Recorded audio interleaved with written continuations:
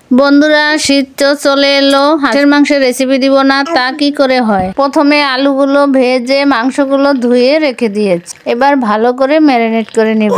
মশলার ভিতর দিয়েছি পেঁয়াজ বাটা, রসুন, আদা, জিরা, ধনিয়া বাটা। তারপরে দিয়েছি কাঁচামরিচ, লাল মরিচ বাটা, এলাচ, দারচিনি গোটাই দিয়ে দিলাম, আর দিয়ে দিলাম তেজপাতা। এরপরে সর্ষের তেল দিয়ে ভালো করে একটু মাখিয়ে নিব। মাখিয়ে রেখে দিব 10 মিনিট।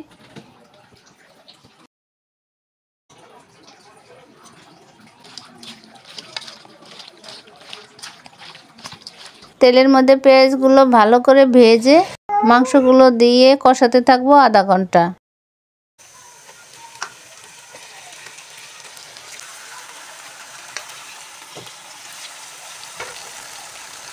অল্প অল্প ঢেকে আবার ঢাকনা খুলে নেড়ে চেড়ে আবার কষিয়ে নেব। তারপরে ফাইনালি দিয়ে দিব গরম জল।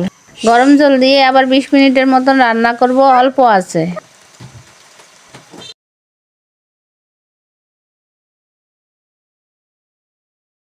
দেখুন, মাংস হবে একদম নরম তুলতুলে। ঝোল শুকিয়ে আসলে গরম মশলা দিয়ে নামিয়ে নিব।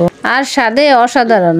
আপনারাও এভাবে খেয়ে দেখেন। শীত তো চলে এলো, হাঁসের মাংসের রেসিপি দিয়ে উপকার করলাম কিনা বলবেন।